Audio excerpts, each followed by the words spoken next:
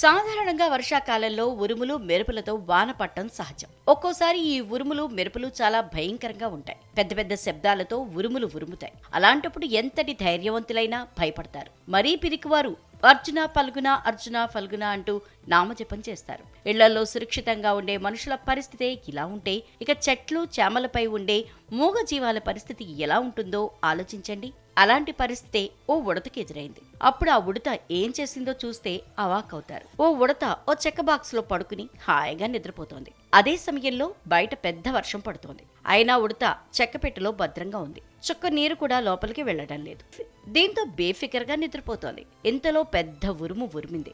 దెబ్బకు ఉలిక్కిపడి లేచి కూర్చుంది ఉడత. తూతూ అంటూ గుండెల మీద చేత్తో రాసుకుంటూ, అమ్మ బాబోయ్, ఎంత పెద్ద ఉరుము!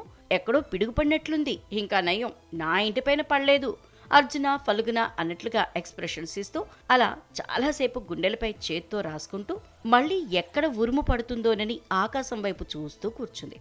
అలా కూర్చునే కాసేపటికి నిద్రలోకి జారుకుంది. ఉడత ఎదురుగా ఎవరో కెమెరా ఏర్పాటు చేయడంతో ఈ వింత ఎక్స్ప్రెషన్స్ మొత్తం రికార్డ్ అయింది. ఈ వీడియో ప్రస్తుతం సోషల్ మీడియాలో తెగ వైరల్ అవుతోంది. దీనిపై నెటిజన్లు తమదైన శైలిలో స్పందిస్తున్నారు. అయ్యో, ఉడత కలలన్నీ చెదిరిపోయాయే అని కొందరు, ఉడత ఎక్స్ప్రెషన్స్ మామూలుగా లేవంటూ ఇంకొందరు రకరకాలుగా కామెంట్లు చేశారు. ఇప్పటికే ఈ వీడియోని 8 మిలియన్ల మందికి పైగా వీక్షించారు. 2 లక్షల మందికి పైగా లైక్ చేశారు.